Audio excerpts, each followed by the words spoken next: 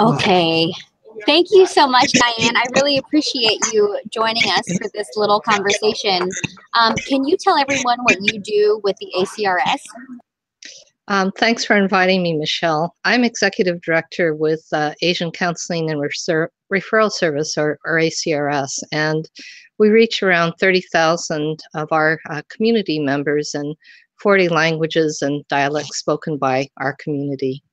You are very busy all the time. Yes, lots to do with a wide range of behavioral health and social services and civic engagement activities. I just want to get into the citizenship question on the census. What does that do you think, for the people you serve within the ACRS? I'm sorry, Michelle, I missed that question. There was a delay in your question. Okay. Let me try it again. Sorry about that. We're having a little audio issue. I should have told Hong to maybe put some earbuds in because you get some feedback, but that's okay. I'm just wondering, what does adding a citizenship question to the census do for the clients you serve at the ACRS? Well, we think that adding the citizenship question is a very bad idea for many reasons. For one, many attorneys believe that it is unconstitutional. The Constitution requires a complete count of everyone living in the United States. And since 1790, that's included citizens and non-citizens alike. And when you consider immigrant communities like the Asian American Pacific Islander community, you're looking at a community that is in which about 90% of us are either immigrants or refugees or children of immigrants or refugees.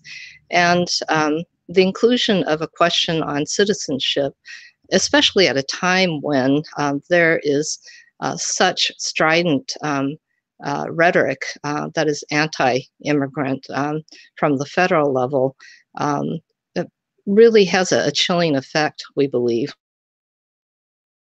of immigrants and refugees to participate in the census, whether they are legal or without documents. And if this happens, there will be an undercount of people in our community and other immigrant and refugee communities.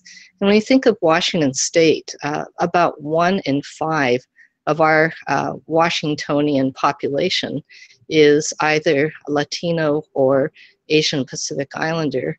And our communities both include documented and undocumented immigrants. And if these individuals are undercounted, Washington State is going to lose both potential political representation and also critical services, whether we're talking hospitals or roads or schools. Washington, if our immigrant communities are not.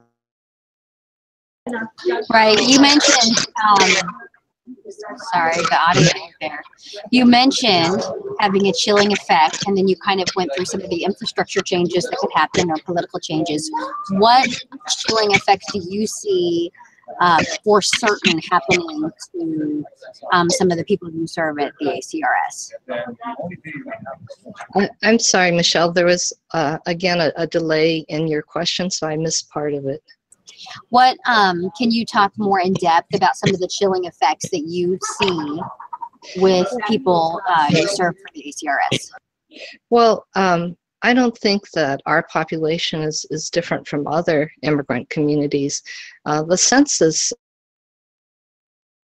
focus groups with different individuals, including immigrants, experienced people leaving in the middle of an interview, an intake session was asked. So I think, like other immigrant communities, our communities right now are very about their vulnerability with, again, so many anti-immigrant policy attacks that they are going to be more worried about whether their data will be used in ways that will harm them rather than help them. Do you have any ideas on what regular people can do to not have this question be on the census?